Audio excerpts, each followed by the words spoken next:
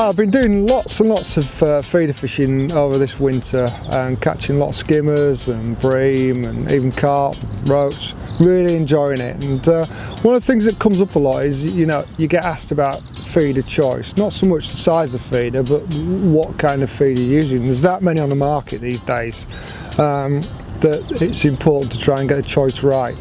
I mean, my first choice of feeder when I'm fishing sensible distances in sensible depths is a standard cage like this. This is our new Garbolino one, beautiful little feeder, very strong, got plenty of weight on them for the size.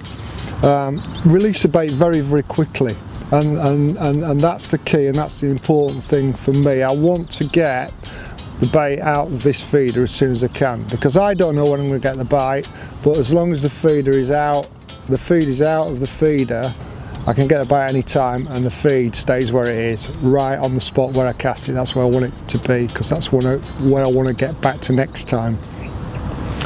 What these feeds are not good for is that they're not good for casting a distance.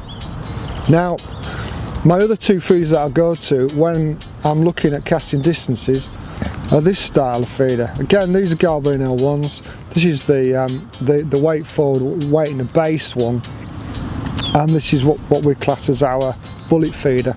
This is a very traditional style of feeder, one that you can cast extreme distances, cast them a heck of a long way, and if you ever need to go as far as possible, then that will get you as far as you want in terms of an open end feeder.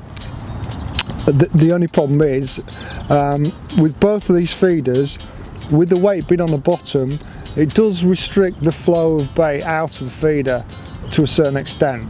So if I'm working within a decent distance, I'll always try and go to that one.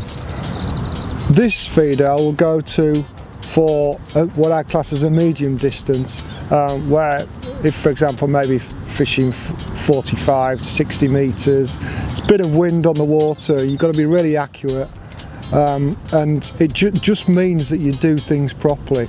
It compromises a little bit on the release of the feeder, but it just maintains that accuracy, and that is the most important thing. Releases the particles and the ground baits in the same way as all the other feeders. It's just that there tends to be smaller holes in the base, so you just need to be mindful of that when you're packing that feeder tight. You don't want to be packing it too tight in the bottom. You're better off actually pushing the bait through the top of the feeder and just dabbing it so that it releases much quicker than if you squeeze it tight. On the bullet feeder, fish it and just basically load it the same way as you would a standard feeder. Put your bait in either end, just squeeze it, and just don't make the mistake of trying to mould bait around the bullet.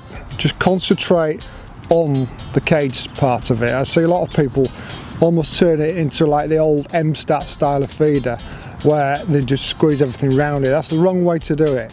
Use the bullet to carry the rig the distance you want it, and don't try and impede it by packing loads of ground bait around it.